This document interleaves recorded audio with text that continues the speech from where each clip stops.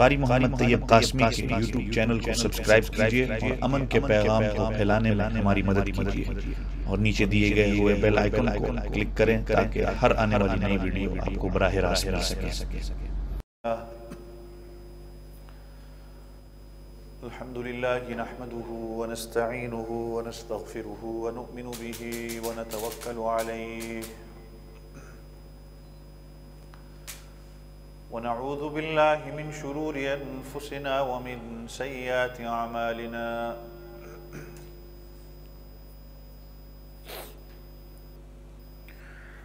من يهده الله فلا مضل له ومن يضلله فلا هادي له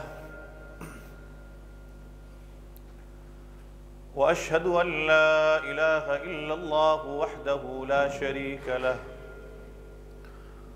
وأشهد أن سيدنا ومولانا محمدًا عبده ورسوله صلى الله عليه وعلى آله وأصحابه وبارك وسلم تسليمًا كثيرًا كثيرا.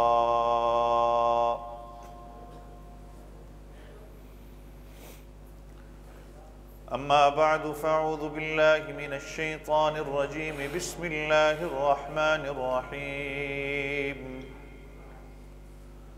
قد أفلح المؤمنون الذين هم في صلاتهم خاشعون والذين هم عن اللغو معرضون والذين هم للزكاة فاعلون. آمنت بالله صدق الله العظيم وصدق رسوله النبي الكريم ونحن على ذلك لمن الشاهدين والشاكرين والحمد لله رب العالمين. ایک مرتبہ سارے ساتھی ذوق اور شوق کے ساتھ درود شریف پڑھ لیں. اللہم صل علی محمد النبی الأمی وعلی آلہ واصحابہ وبارک وسلم تسلیما کثیرا کثیرا.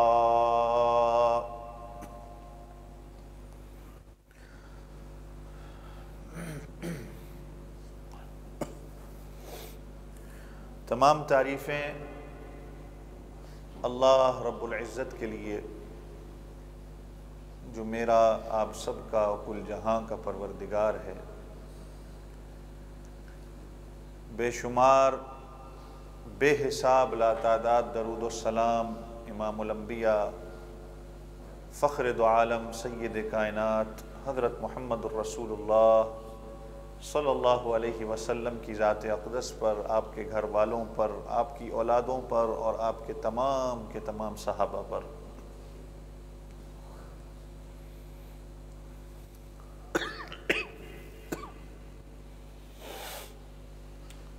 سورۃ المؤمنون کی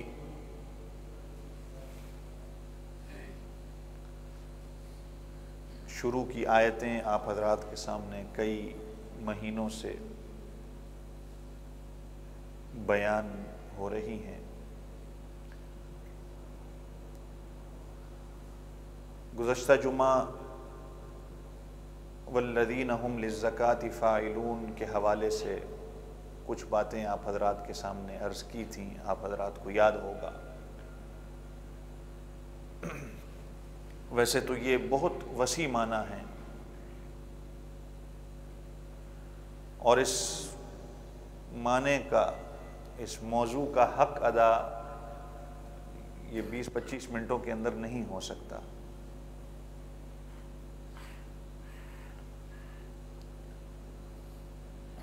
لیکن پھر بھی جتنی بات ہوتی ہے دعا کریں کہ اللہ تعالیٰ اس پر عمل کرنے کی توفیق عطا فرمائے. آپ حضرات کے سامنے میں نے گزشتہ جمعہ عرض کیا تھا کہ والذین هم للزکاة فاعلون. اگر آپ کو یاد ہوگا کہ وہ لوگ جو اپنے دلوں کی صفائی کرتے ہیں، اپنے دلوں کو پاک رکھتے ہیں، پاک کرتے ہیں، تزکیہ کرتے ہیں.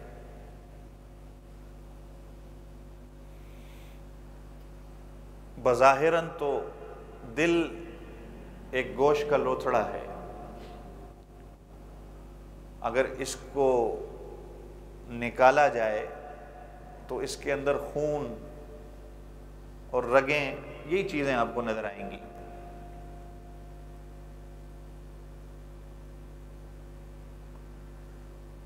اس کے اندر کی جو بیماریاں، جو روحانی طور پر جو باطنی بیماریاں اس کے اندر پائی جاتی ہیں، وہ نظر نہیں آئیں گی۔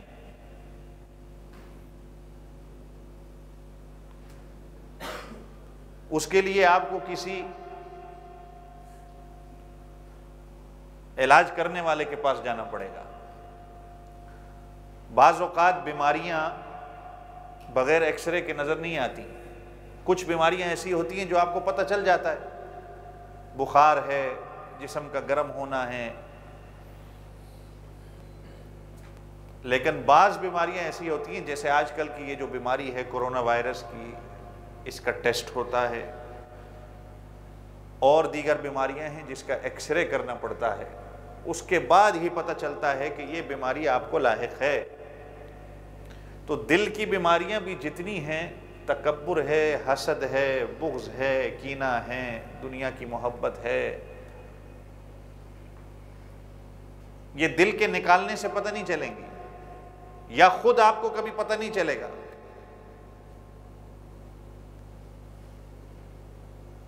جیسے میں نے پچھلا جمعہ کہا تھا، اگر میں آپ سے پوچھوں کہ آپ کو بغض کی بیماری ہے، حسد کی بیماری ہے، تکبر ہے، تو کون کہے گا میرے اندر تکبر ہے؟ کون کہے گا میرے اندر بغض ہے؟ کون کہے گا میرے دل کے اندر کینہ ہے، کسی کے لیے برائی ہے، دنیا کی محبت؟ کوئی نہیں کہے گا۔ لیکن ایکس رے جس طرح ڈاکٹر کر کے ہی بتاتا ہے، اسی طرح بھی دل کے جو ڈاکٹر ہیں، صوفیاء کرام ہیں، علماء کرام ہیں جو تصوف کو سمجھتے ہیں، وہ آپ کو بتائیں گے کہ آپ کی دل کے اندر یہ بیماری ہے، جس کا دور کرنا آپ کے لیے لازمی ہے۔ علماء کرام کہتے ہیں کہ جس طرح خنزیر حرام ہے، جس طرح شراب حرام ہے، اسی طریقے سے دل کے اندر حسد رکھنا بھی حرام ہے۔ اسی طریقے سے کسی کے لیے بغض رکھنا اسی طریقے سے حرام ہے۔ دل کے اندر تکبر لانا اسی طریقے سے حرام ہے جس طرح خنزیر اور شراب حرام ہے۔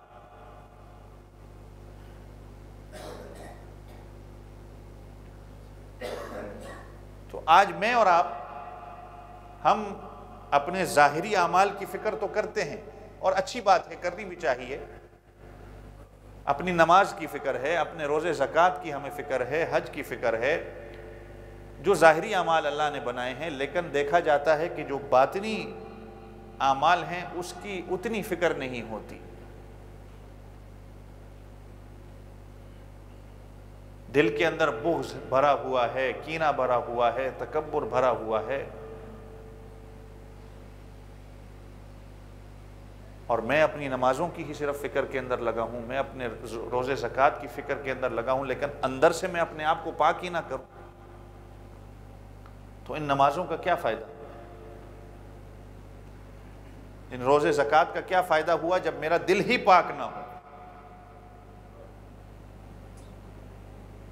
کہ دل ہما داغ داغ شد پمبا کجا کجا نے ہم، کہ دل کے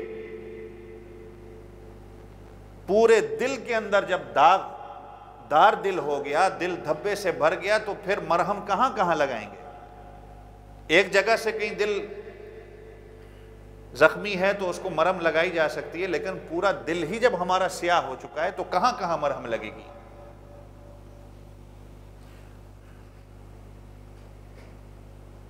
تو خیر، حضور اقدس صلی اللہ علیہ وسلم نے یہی بات کی جو میں نے پچھلے جمعے بھی آپ کو حدیث سنائی کہ الا ان فی الجسد مضغۃ اذا صلحت صلح الجسد کلہ واذا فسدت فسد الجسد کلہ۔ تمہارے جسموں کے اندر اللہ نے جو یہ گوشت کا لوتھڑا رکھا ہے، اگر یہ صالح ہو گیا، یہ ٹھیک ہو گیا، تو پورا کا پورا جسم ٹھیک ہو جائے گا، اور یہ فاسد ہو جائے، یہ بگڑ جائے، تو پورا کا پورا جسم بگڑ جاتا ہے۔ نماز، روزہ، یہ جسمانی عبادتیں ہیں،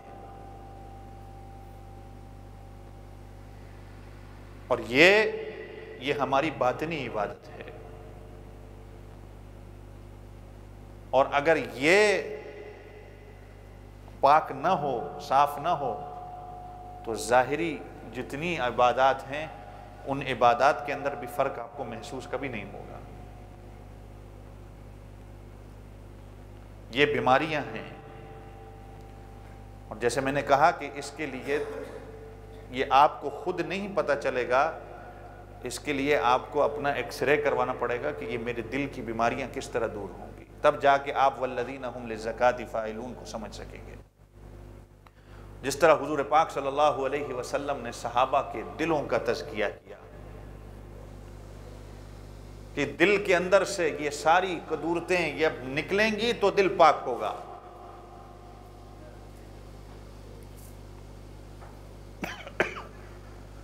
جیسے میں نے پچھلا جمعہ کہا تھا کہ ہم صرف سمجھتے ہیں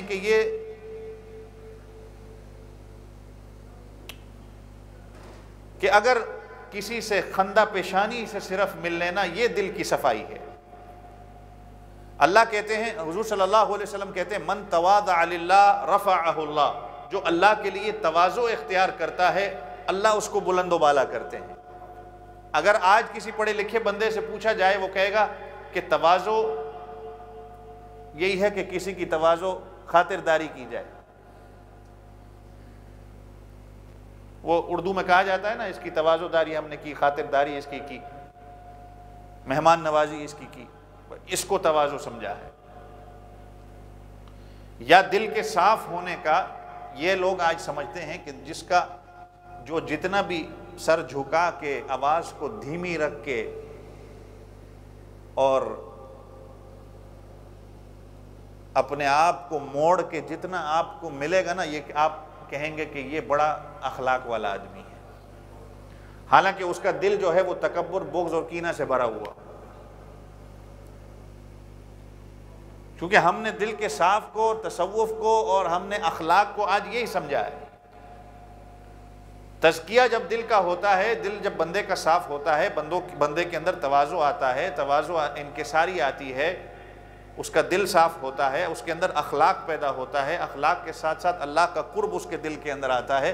لیکن میں اور آپ آج کیا سمجھتے ہیں؟ اخلاق، تواضع، دل کی صفائی بس یہی ہے کہ جو جتنا کسی سے اچھے طریقے سے ملے گا، بے شک یہ اخلاق کے زمرے میں آتا ہے، کسی سے خندہ پیشانی سے ملنا، مسکرا کر ملنا، یہ اس کا ایک حصہ ہے، لیکن یہ اس کا مطلب نہیں ہے کہ تواضع، انکساری، اخلاق، تزکیہ یہی ہے کہ کسی کے ساتھ بس خندہ پیشانی سے مل لو اور دل تکبر اور بغض سے بھرا ہوا ہو، اگلے کے لیے کینہ بھرا ہوا ہو، میرے دل کے اندر تکبر بھرا ہوا ہو، اور میں کہوں کہ یہ بندہ جو ہے نا یہ بڑا نیک آدمی ہے چونکہ یہ بڑے اخلاق کے ساتھ ملتا ہے، اس کو تواضع نہیں کہا جاتا۔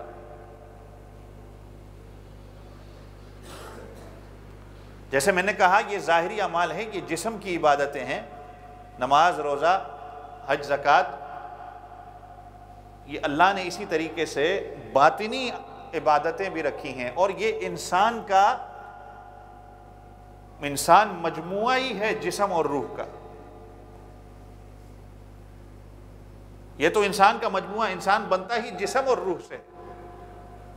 اب اس کی مثال آپ یوں سمجھے، ایک آدمی جب فوت ہو جاتا ہے، بظاہراً تو اس کے بھی ناک ہے، کان ہیں، اس کے بال ہیں، اس کی آنکھیں ہیں، سب کچھ ہے اس کے،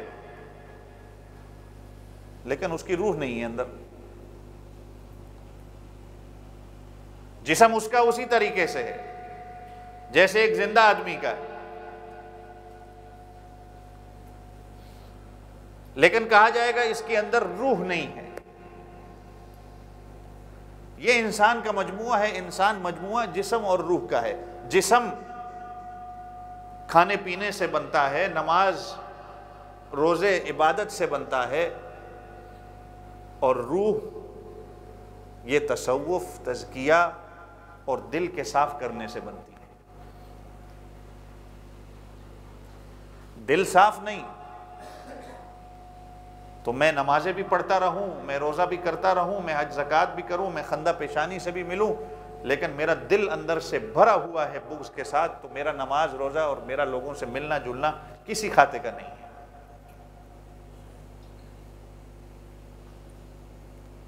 اس دل کے اندر پھر اخلاص نہیں آ سکتا، پھر ریاکاری آتی ہے۔ اور میں نے گزشتہ جمعہ بھی کہا تھا کہ آج تصوف کو لوگوں نے یہی سمجھ لیا ہے کہ تصوف نام ہی اسی چیز کا ہے کہ یا تو پیری مریدی ہو کہ کسی مرید کے ہاتھ میں کسی شیخ کے مرشد کے ہاتھ میں ہاتھ دے دیا جائے اور وہ مرشد مجھے وظیفہ وظائف بتا دے گا اور بس یہی میری زندگی ہے۔ کیا پتہ وہ وظیفہ وظائف آپ پڑھتے ہوئے اور زیادہ متکبر ہو جاؤ۔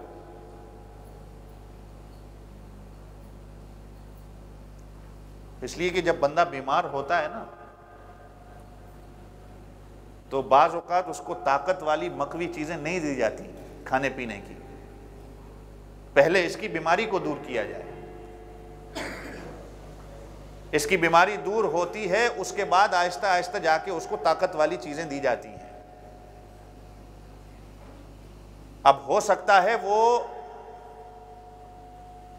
کسی بزرگ کے پاس جائے اور بزرگ کو اس نے تصوف کو اور دل کے پاک کرنے کو جب سمجھا ہی یہی ہے کہ مجھے ایک چھف ہو جائے گی یا ایک دم مجھے مل جائے گا اور مجھے ایک وظیفہ جب پیر صاحب مجھے کہہ دیں گے تو بس اس سے میری زندگی بن گئی، اس سے زندگی نہیں بنے گی بلکہ دل کے اندر ریاکاری اور اس کے دل کے اندر تکبر بڑھ جائے گا۔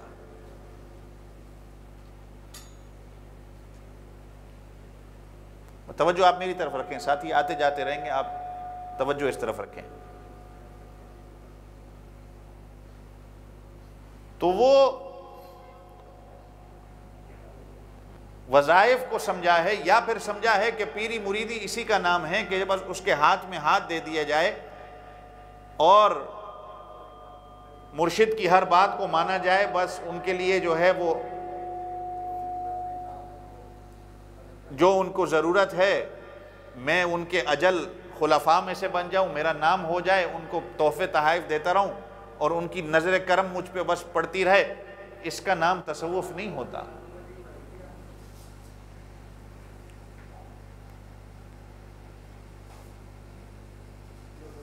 کہ میرا دل صاف ہی نہ ہو، میرے دل کی باطنی بیماریاں جو ہیں، میری دل کی اصلاح ہی نہ ہو،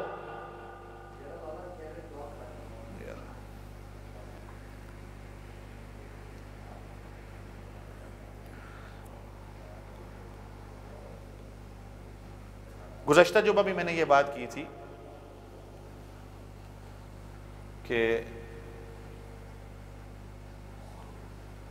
دو رنگی چھوڑ دے یک رنگ ہو جا۔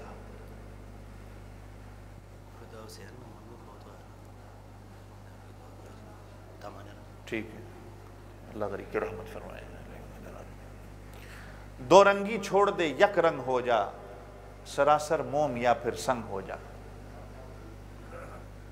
علماء کرام کہتے ہیں کہ یہ جو دل کے اندر جو ہماری اصلیت ہے نا، جو میری اور آپ کی پرسنالٹی ہے، یا تو وہ بن جاؤ یا پھر جو دکھاوے کی شکل بناتے ہو وہ بن جاؤ۔ ایک کام تو کر لو اس میں سے۔ اگر میں لوگوں کے سامنے جو اپنا چہرہ دکھاتا ہوں یا تو پھر میں وہ بن جاؤں کہ جو میں لوگوں کے سامنے نیک بنتا ہوں، خندہ پیشانی سے ملتا ہوں اچھے طریقے سے، یا تو پھر میں وہ بن جاؤں، یا پھر جو میری اصلیت ہے کہ لوگوں کو پتہ ہے کہ یہ اصل کیا ہے وہ اصل ہی میں بن جاؤں تاکہ مجھے کم سے کم لوگ منافق تو نہ کہیں۔ یہ دو رنگی، ابھی تو دو رنگی نہیں 10 رنگی، ہمارے تو پتہ نہیں کتنے چہرے بن گئے۔ ماں باپ کے سامنے میرا چہرہ اور، پیر و مرشد کے سامنے میرا چہرہ اور، اپنے مسجد کے اساتذہ کے سامنے میرا چہرہ اور، بچوں کے سامنے میرا چہرہ اور، بیوی کے سامنے میرا چہرہ اور، دوست احباب کی محفل میں میرا چہرہ اور، میرا اندر اور، میرا باہر اور۔ یہ تو ہماری اصلیت ہے۔ اس لیے میں نے کہا تھا کہ لوگوں کے سامنے مسلمان اپنے آپ کو بنانا بہت آسان کام ہے، لیکن بند کمرے میں بیٹھ کے کوئی کہے کہ میں مسلمان ہوں، یہ آگ کو اپنے ہاتھ میں رکھنے کے برابر ہے۔ تو تصوف اس کا نام نہیں ہے کہ یہ جو ہے کہ بس کوئی پیر کے پاس گیا، مرشد کے پاس گیا تو انہوں نے مجھے صرف کچھ چند وظائف بتا دیے اور وہی وظائف میں کرتا پھروں، میرا اندر خالی کا خالی رہے، بغض سے بھرا ہے، تکبر سے بھرا ہے، کینے سے بھرا ہے، حسد سے بھرا ہے، اور میں ذکر کرتا جاؤں، وظائف کے وظائف پڑھتا جاؤں، لیکن اندر ویسے کا ویسے ہی. یہ تصوف نہیں ہے. یہ تصوف نام ہے اسی کا کہ آپ کی دل سے یہ چیزیں ساری ختم ہوں. کہ جس طرح اللہ کے رسول نے صحابہ کے دلوں کا تزکیہ کیا.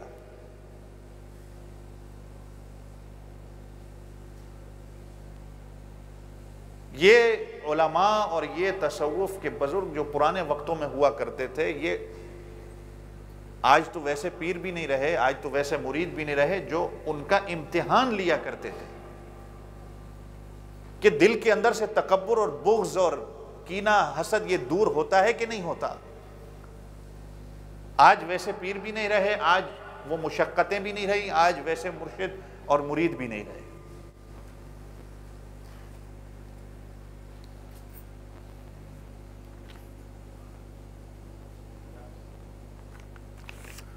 حضرت شیخ عبد القدوس گنگوہی رحمۃ اللہ علیہ، بھئی آگے ساتھی آگے آ جائیں، جگہ خالی پڑی ہے، آگے آ جائیں. آگے جگہ کافی ہوتی ہے، خالی پڑی ہوتی ہے، لوگ پیچھے بیٹھے ہوتے ہیں. مجلس کے آداب میں سے خالی جگہ جو ہوتی ہے اس کو پر کر دیا کریں، اور ساتھی توجہ سے سنیں، کسی کا شور نہ ہے. پیچھے شور کرتا ہے تو مہربانی کر کے اس کو کہیں کہ ایک موضوع سے انسان چل رہا ہوتا ہے، ایک بات ذہن میں چل رہی ہوتی ہے، کوئی شور کرتا ہے تو خلل ہوتا ہے، دماغ سے بات نکل جاتی ہے ساری. شیخ عبد القدوس گنگوہی رحمۃ اللہ علیہ سلسلہ چشتیہ کے بہت بڑے بزرگ گزرے ہیں، بہت بڑے اللہ والے، جن کے ہزاروں لاکھوں مرید ان سے نسبت پانے والے، ان سے فیض پانے والے تھے.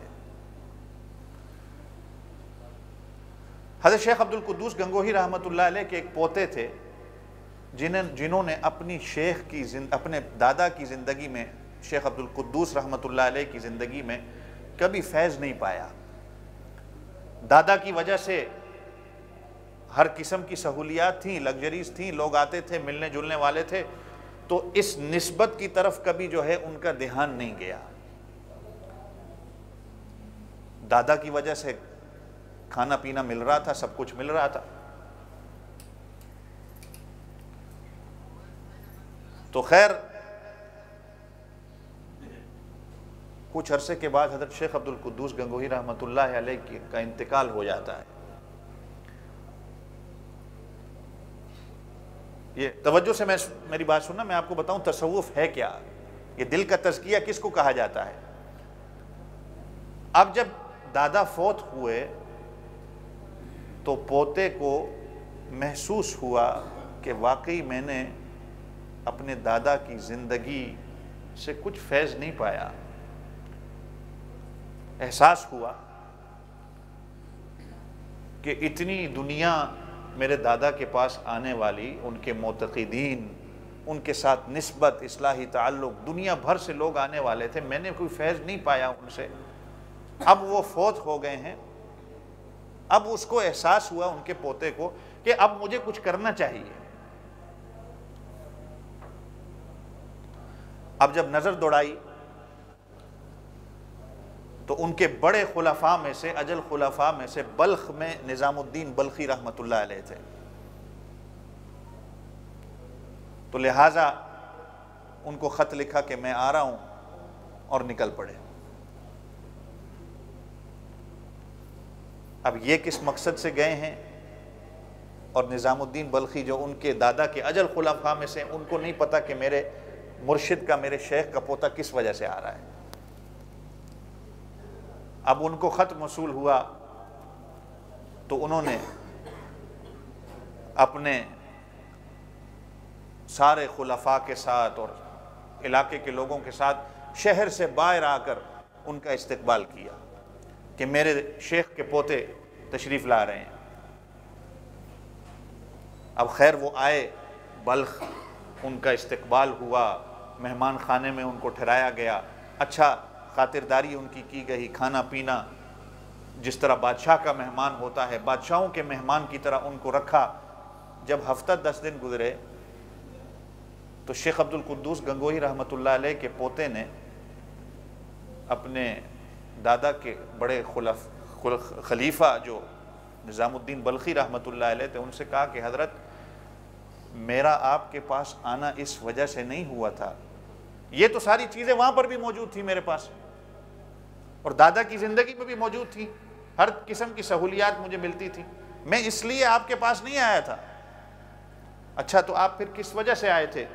میرے دادا کی جو آپ کے ساتھ نسبت تھی نا، میں تو اس وجہ سے آیا تھا۔ اس نسبت کا، اپنی نسبت کے ساتھ، اپنی نسبت اور آپ کی جو میرے دادا کی نسبت تھی، اس تعلق کو بڑھانے کے لیے آیا ہوں، وہ نسبت مجھے مل جائے۔ اچھا اس وجہ سے آئے تھے۔ چنانچہ مریدوں کو حکم دیا یہ قالین، یہ کھانا پینا سب کچھ اٹھا دو، اور اپنے شیخ کے پوتے سے کہا کہ جاؤ مسجد کے پاس جو حمام ہے نا، جہاں لوگ وضو کے لیے اور غسل کے لیے آتے ہیں، وہ جو گرم پانی کرنے کے لیے لکڑیاں جلائی جاتی ہیں، جاؤ تم اس لکڑیوں کو اٹھاؤ اور وہاں پر لوگوں کے لیے گرم پانی کا انتظام کرو۔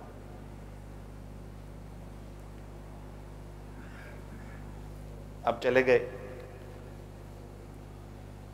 یہ ڈیوٹی لگ گئی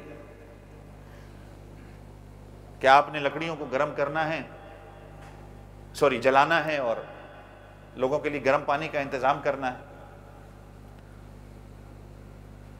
اب ساتھ ہی ساتھ حضرت نظام الدین بلخی رحمۃ اللہ علیہ نے آس پاس جو وہ جمعدارنیاں جو ہوتی ہیں صفائی والی، ان سے کہا کہ ایسا کرنا کل کہ یہ جو صفائی تم کرتی ہو، کوڑا کرکٹ لے کے جاتی ہو، کچرا لے کے جاتی ہو، کل نا حمام سے جب گزرو گی تو وہاں پر ایک نوجوان شخص ہوگا، تو یہ کچرا جو ٹوکری میں بھرا ہوا ہے ان کے سامنے سے گزرنا، اور کیفیت مجھے بتانا کہ ان کی کیفیت کیا تھی۔ اب وہ بڑی آسائش اور سہولیات کے رہنے والے، بادشاہوں کی طرح زندگی گزارنے والے، اب ان کو ایک کام پہ لگا دیا جائے اور پھر ایک عام سی صفائی کرنے والی عورت ان کے سامنے سے گزرے، تو سوچیں کیسا یہ عجیب سما ہوگا۔ اب وہ عورت صفائی کرنے والی ان کے سامنے کوڑا کرکٹ لے کے گزرتی، اب بدبو اس کی اتنی تھی، تو حضرت کے پوتے کے جب ناک میں اسمیل گئی تو انہوں نے سر اٹھا کے غصہ کیا کہ تجھے شرم نہیں آتی؟ میں عبد القدوس گنگوہی رحمۃ اللہ علیہ کا پوتا ہوں اور میرے سامنے سے تو یہ گند لے کے جا رہی ہے؟ اگر یہ گنگو ہوتا، انڈیا ہوتا، تو میں تجھے بتا دیتا، لہٰذا بھاگ جائے یہاں سے۔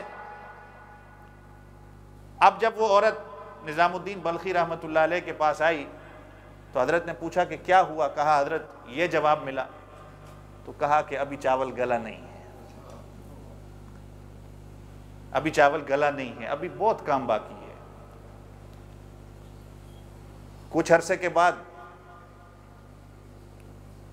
6-7 ماہ 8 ماہ گزرے، حضرت نے پھر اس جمعدارنی کو، صفائی والی کو کہا کہ اب اس طرح کرنا کہ جو کوڑا کرکٹ لے کے جاؤ گی نا، کچرا لے کے جاؤ گی، تھوڑا سا جو ہے نا، تھوڑا سا کوشش کرنا کہ ان کے کپڑوں پہ بھی گرے،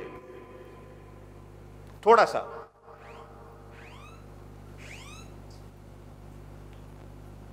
تو اب وہ پھر آتی ہے تو تھوڑا سا وہ جس طرح بزرگوں کا حکم تھا وہاں سے گزری، اس کی بدبو ایک الگ، اور تھوڑا سا وہ کچرا جو ہے وہ ان کے کپڑوں پہ تھوڑا سا لگا، تو حضرت نے صرف، ان کے پوتے نے صرف سر اٹھا کے تھوڑا سا غصے کی نگاہ سے دیکھا بس، اور کہا کچھ نہیں۔ اب واپس آ کے حضرت نظام الدین بلخی رحمۃ اللہ علیہ کو کہا کہ صرف جو ہے مجھے اس طرح نگاہ سے دیکھا ہے، کہا کچھ نہیں۔ تو نظام الدین بلخی رحمۃ اللہ علیہ نے کہا تھوڑا تھوڑا کام ہو رہا ہے۔ اب کچھ عرصہ اور گزرا، حضرت نظام الدین بلخی رحمۃ اللہ علیہ نے کہا اب اس طرح کرو کہ پوری کی پوری ٹوکری ان کے سر پہ پھینکنا، پوری کی پوری ٹوکری سر پہ پھینکنا۔ اب اللہ کا کرنا کیا ہوا، اس بوڑھی عورت نے جو پوری کی پوری ٹوکری پھینکی، وہ پھینکتے پھینکتے خود بھی گر گئی۔ اب حضرت کے پوتے نے جب دیکھا کہ پوری ٹوکری میرے اوپر گری ہے اور وہ بھی گر گئی، تو اپنی پرواہ کیے بغیر اس بوڑھی عورت سے پوچھا کہ آپ کی طبیعت تو ٹھیک ہے، آپ کو کہیں چوٹ تو نہیں لگی؟ اب آ کے حضرت کو بتایا کہ حضرت نے کہا ٹھیک ہے۔ اب یہ سال 1.5 سال 2 سال کا عرصہ گزرا، حضرت نے کہا اب ایسا کرو تمہاری ڈیوٹی چینج ہو گئی ہے۔ حضرت نظام الدین بلخی رحمۃ اللہ علیہ شکار کے شوقین تھے، تو شکار کے لیے کتے رکھے ہوئے تھے، تو کہا میرے جو کتے ہیں ان کی دیکھ بھال آپ نے کرنی ہے۔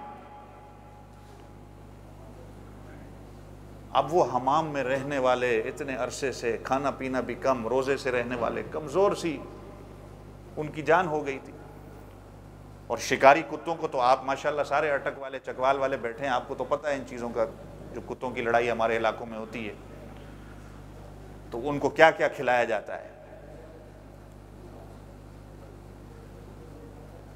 تو اب حضرت نے کہا کہ تم نے جو ہے نا میرے یہ جو شکاری کتے ہیں ان کا دیکھ بھال کرنا ہے۔ چنانچہ شیخ کا حکم ہے، اب کتوں کے دیکھ بھال میں لگ گئے۔ کچھ عرصہ گزرا، حضرت نظام الدین بلخی رحمۃ اللہ علیہ نے کہا کہ میاں چلو ہمارے ساتھ، ہم نے شکار پہ چلنا ہے۔ اب چنانچہ شیخ کا حکم ہے، اب شکار کے لیے چل دیے۔ اب شکار کے لیے جب آئے تو نظام الدین بلخی رحمۃ اللہ علیہ نے شیخ کے پوتے سے کہا دیکھو یہ جو کتوں کی رسی ہے نا اس کو چھوڑنا نہیں ہے، اس کو پکڑ کے رکھنا ہے کہ کسی ٹائم بھی شکار سامنے آ جائے۔ اب حضرت شیخ کے پوتے کا جسم، جیسے میں نے کہا کہ وہ 2 سال ایسے رہے، اب ان کو محسوس ہو گیا کہ میں شاید کمزور ہوں، تو ہاتھوں سے اگر میں پکڑوں گا ان کی رسی کو تو شاید میرے ہاتھ سے رسی چھوٹ جائے، تو حضرت کے پوتے نے وہ رسی کو اپنی کمر کے ساتھ باندھ لیا، اور اللہ کا کرنا ایسا ہوا کہ شکار آیا۔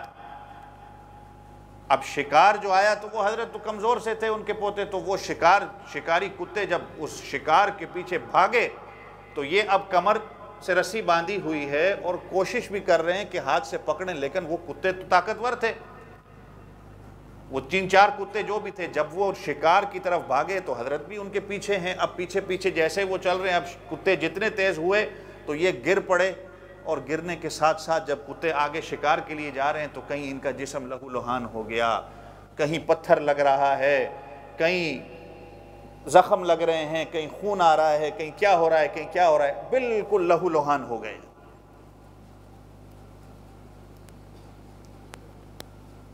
لیکن چونکہ شیخ کا حکم تھا کہ رسی کو چھوڑنا نہیں ہے،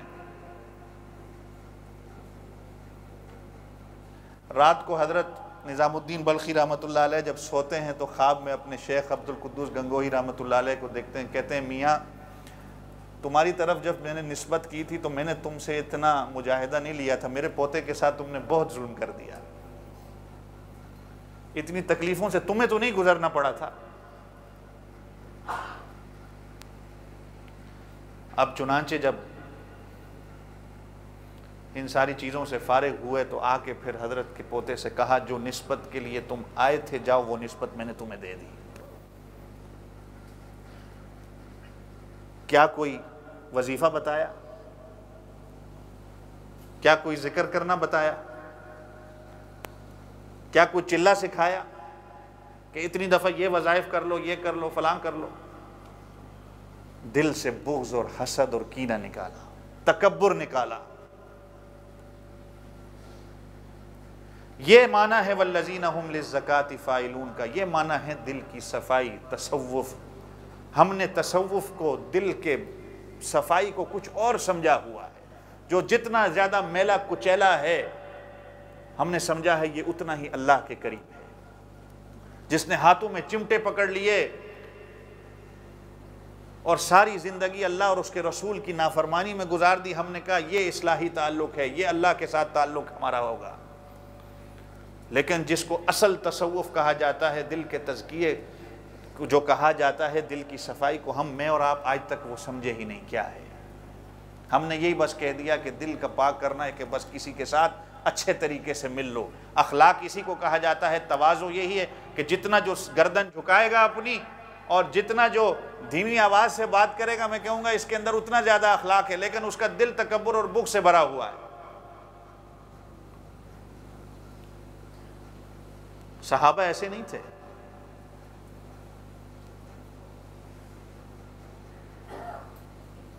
بزرگان دین کہتے ہیں کہ یہ جو لوگ کہتے ہیں نا اکثر کہ آپ کے ساتھ بھی کبھی لوگ بیٹھیں گے اور جی میں بڑا گنہگار آدمی ہوں، جی میں تے بڑا کم علم آدمی ہوں، میں تے بڑا جاہل آدمی ہوں، جی یہ جو لوگ اس طرح کی بات کرتے ہیں نا،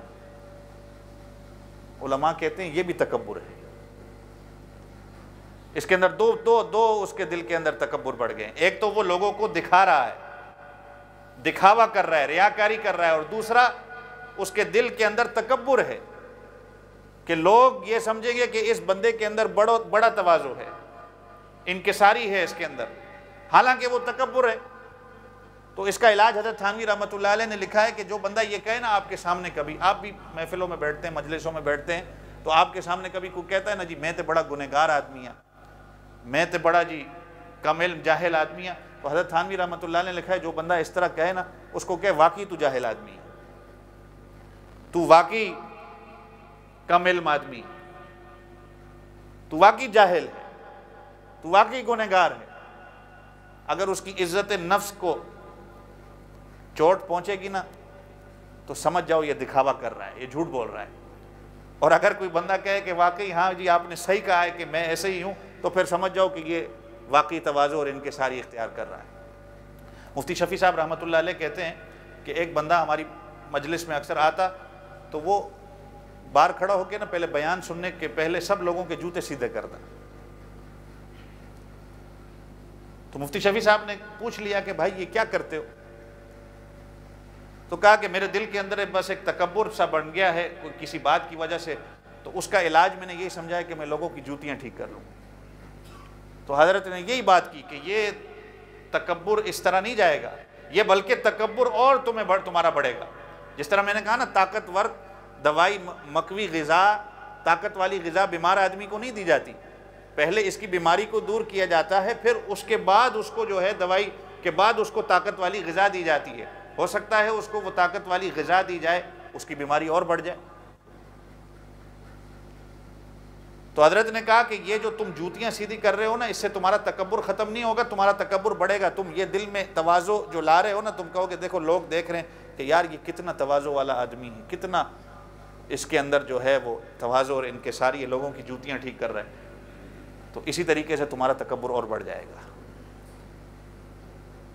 تو اللہ والے کے پاس جا کے ہم نے تصوف کو جو سمجھا ہے کہ تصوف یہی ہے کہ ذکر اذکار اور جی وظیفہ مجھے مل جائے تو پھر میں بیٹھ کے مراقبہ بھی کروں گا، وظیفہ بھی کروں گا، اور لوگوں کو دکھاؤں گا بھی، لوگ کہیں گے کہ یار دیکھو یہ کتنا اپنے پیر کی اپنے شیخ کی بات کو مان رہا ہے، اور دیکھو اس کے اندر کتنی تواضع ہے، کتنا نیک ہے کہ یہ دیکھو ذکر بھی کر رہا ہے، وظائف بھی کر رہا ہے۔ اس سے تکبر تمہارا اور بڑھے گا۔ تو بعض اوقات جس طرح ہماری اکثر بیماریاں، میں نے جیسے شروع میں کہا، جس طرح یہ کرونا کی بیماری ہے بغیر ٹیسٹ کے پتہ نہیں چلتی، یہ بیماریاں جو بعض اوقات ہڈیوں کے اندر ہوتی ہیں بغیر ایکس رے کے پتہ نہیں چلتی، یہ جو ہمارے دل کے اندر کی بیماریاں ہیں نا، یہ بغیر کسی اللہ والے کی صحبت میں بیٹھے آپ کو نہیں پتہ چلیں گی۔ بے شک آپ کو میں ابھی پوچھوں تو آپ کہیں گے میرے دل کے اندر تکبر بغض نہیں ہے،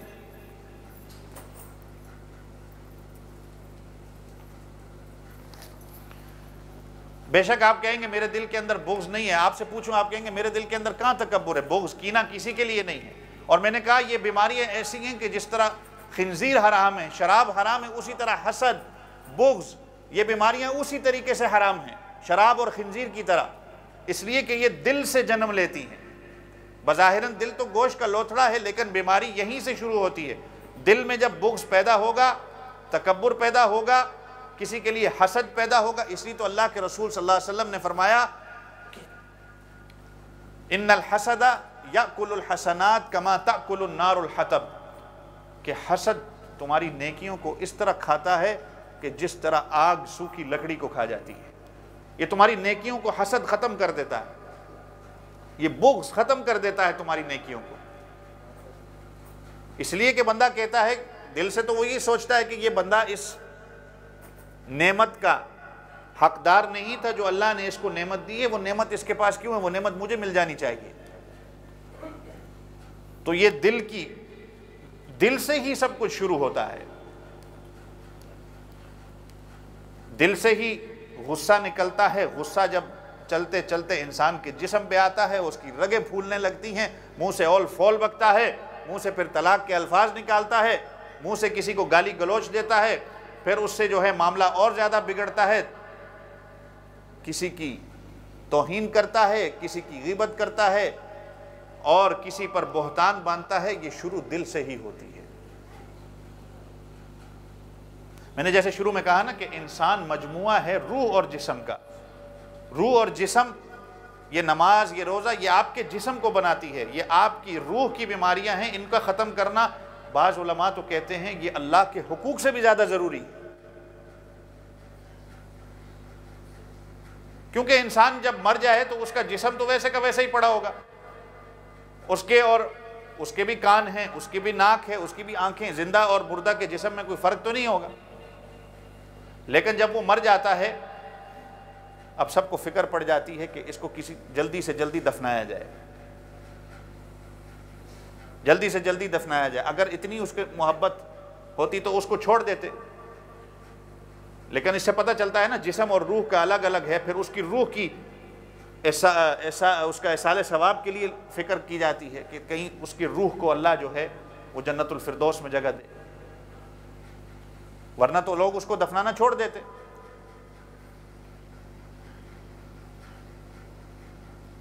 اور یہی ہماری اصلیت ہے۔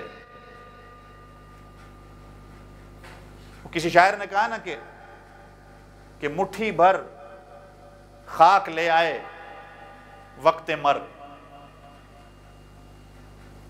مٹھی بھر خاک لے آئے وقت مر۔ مرنے کے بعد آپ کے جو باپ ہے، دادا ہے، بھائی ہے، جو بھی ہے، وہ مٹی کو ہی اٹھائے گا اور آپ کے اوپر پھینکے گا۔ یہی کرنا ہے آخر میں،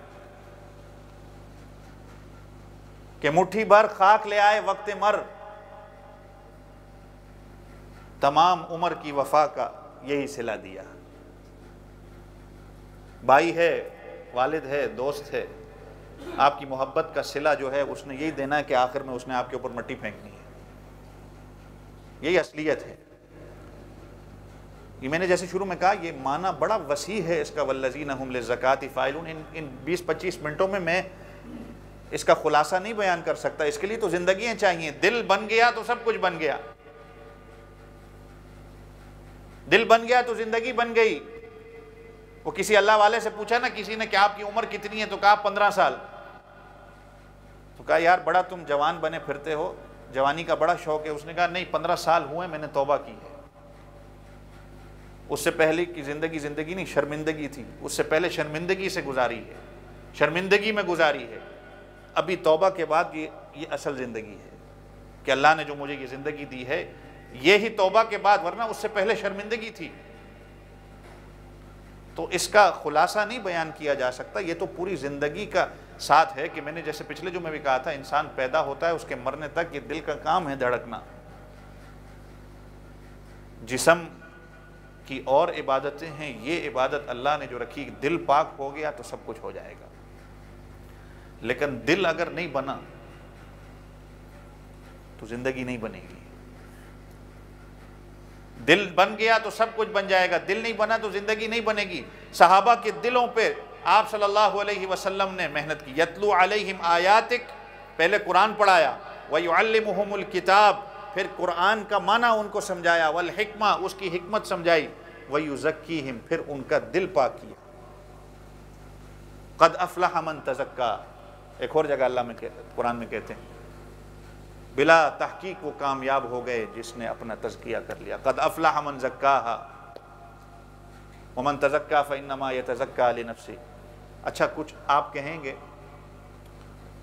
کہ اس کے، میں نے جیسے پچھلے جمعہ بھی کہا تھا نا کہ ہر ہاسپٹل میں جاؤ نا، ہر الگ الگ ڈپارٹمنٹ ہے، ایمرجنسی کا اور ہے، فزیو کا اور ہے، دل کی جگہ کا اور ہے، عام بیماریوں کا اور ہے، آپریشن کا اور ہے۔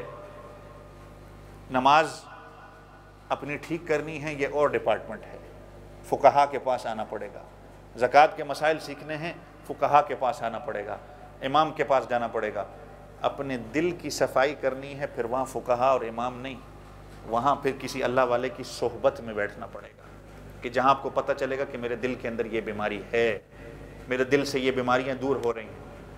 تو لوگ کہتے ہیں کہ آج کل تو وہ بزرگ ہی نہیں رہے، جیسے میں نے بھی آپ کو یہ شیخ عبد القدوس گنگوہی کا واقعہ سنایا اور صوفیہ بڑے بڑے جو گزرے ہیں، تو مفتی شفیع صاحب رحمۃ اللہ علیہ کہا کرتے تھے کہ یہ قرآن جو ہے نا یہ قیامت تک ہے نا، قرآن قیامت تک ہے، اور قرآن میں جب اللہ نے کہہ دیا یا ایھا الذین آمنوا اتقوا اللہ وکونوا مع الصادقین، اے ایمان والو سچ بولو اور نیک لوگوں کی صحبت اختیار کرو، سچوں کے ساتھ بیٹھو، تو اس کا مطلب یہی ہے کہ جب قرآن قیامت تک ہے پھر اللہ کے نیک ولی بھی قیامت تک ہیں۔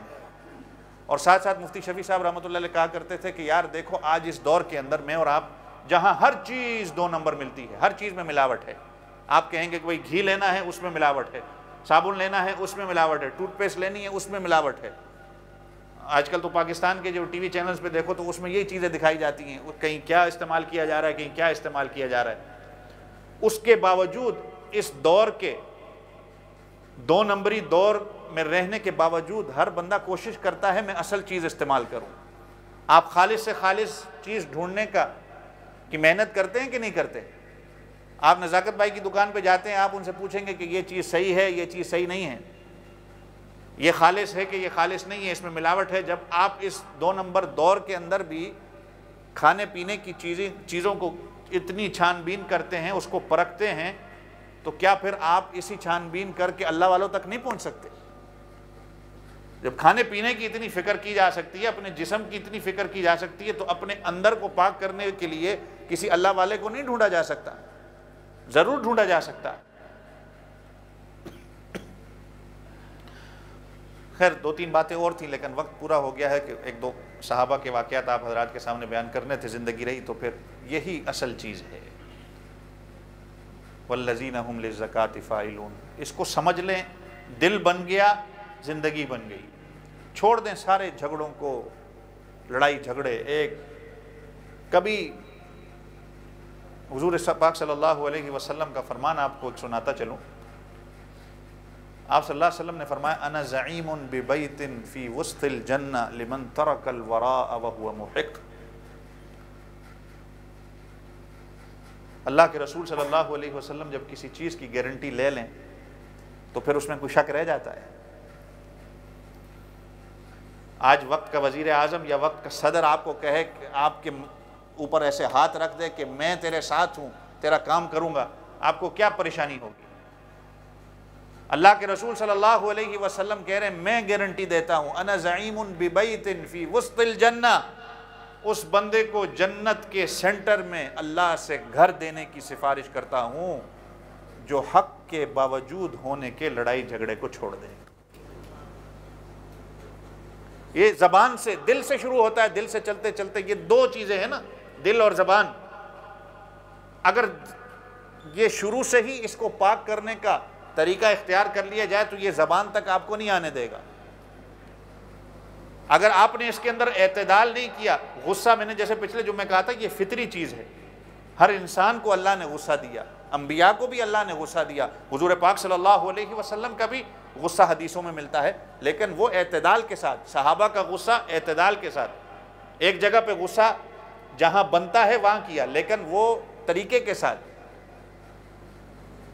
یہ دل سے پیدا ہوتے ہیں، میں نے کہا نا کہ یہ گوشت کا لوتھڑا ہے، لیکن جذبات، لڑائی جھگڑا، کینہ، بغض، تکبر، محبت، یہ ساری چیزیں اگر آپ دل کو باہر نکالو تو آپ کو یہ چیزیں نظر تو نہیں آئیں گی کہ میں کسی کا دل نکال کے دیکھوں کہ اس کے اندر یہ چیزیں ہیں کہ نہیں۔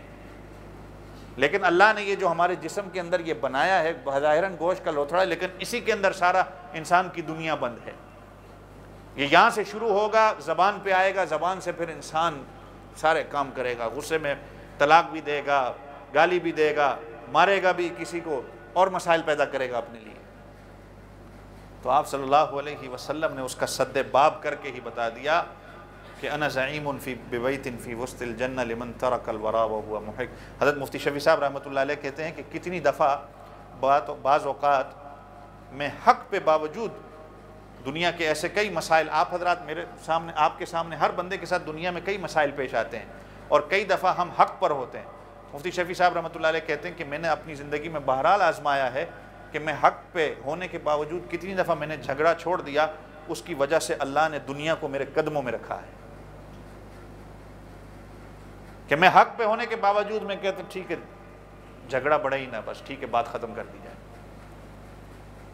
یہی معنی ہے والذین هم للزکاۃ، اللہ سے دعا کیا کریں کہ اللہ ہمارے دلوں کو پاک کر دے، اور یہ پاک ایسے نہیں ہوتا، گھر کو پاک کرنے کے لیے بھی نا محنت کرنی پڑتی ہے۔ شیشے کی صفائی، شیشہ حالانکہ کتنا جو ہے وہ آسانی کے ساتھ صاف ہوتا ہے، یہ دل بھی شیشہ ہے، یہ اللہ کا گھر ہے، اس کی صفائی ایسے نہیں ہوتی۔ یہ کارپیٹ کو صاف کرنے کے لیے اس کا کیمیکل موجود ہے، دیوار کو صاف کرنے کے لیے الگ کیمیکل لگے گا، کپڑے کو صاف کرنے کے لیے الگ کیمیکل لگے گا۔ دل کو صاف کرنے کے لیے کیمیکل یہی ہے کہ اللہ کا ذکر، اللہ کی محبت تبھی آئے گی جب دل سے گناہ دور ہوں گے، یہ باطن ہمارا ٹھیک ہوگا، بغض سے، حسد سے، تکبر سے، کینے سے جب یہ ختم ہوگا، اور اسی کے بعد پھر اللہ کی محبت آئے گی، اور کسی اللہ والے کی صحبت میں جب میں جا کے بیٹھوں گا، ان کے ساتھ اپنا ایک نسبت قائم کروں گا، ایک تعلق، اصلاحی تعلق قائم کروں گا۔ اور اصلاحی تعلق یہ نہیں کہ بس پیر نے مجھے دیکھ لیا تو ہاتھ میں ہاتھ دے دیا اور میرے اوپر چھف کر دی تو بس میں بن گیا، نہیں، یہ بات نہیں ہوتی۔ بڑے بڑے پاپڑ بیلنے پڑتے ہیں، اس کے لیے بڑے پروسیس سے گزرنا پڑتا ہے۔ اللہ نے بھی یہ پروسیس بتایا ہے، قد افلح المؤمنون، وہ مومن کامیاب ہو گئے۔ کون سے مومن؟ پھر اللہ نے آگے اس کے سارے پروسیس بتائے، اس نے یہ کرنا ہے، اس نے یہ کرنا ہے، اس نے یہ کرنا ہے، اس نے یہ کرنا ہے۔ ایسے کامیابی تو نہیں ملتی۔ اللہ تعالیٰ مجھے آپ سب کو عمل کرنے کی توفیق عطا فرمائے۔ وآخر دعوانا ان الحمد للہ رب العالمین۔ گاؤں ہارون کے عظیم کے والد بنیامین فوت ہو گئے، دعا کریں اللہ تعالیٰ ان کو جنت الفردوس میں اعلیٰ مقام عطا فرمائے۔ دامان والے حاجی فدا حسین، ان کے ماموں کا انتقال ہوا ہے، دعا کریں اللہ تعالیٰ ان کو بھی غریق رحمت فرمائے، اللہ تعالیٰ پسماندگان کو صبر جمیل عطا فرمائے، اللہ تعالیٰ قبر کی منزلیں ان کے لیے آسان فرمائے۔ وآخر دعوانا ان الحمد للہ رب العالمین۔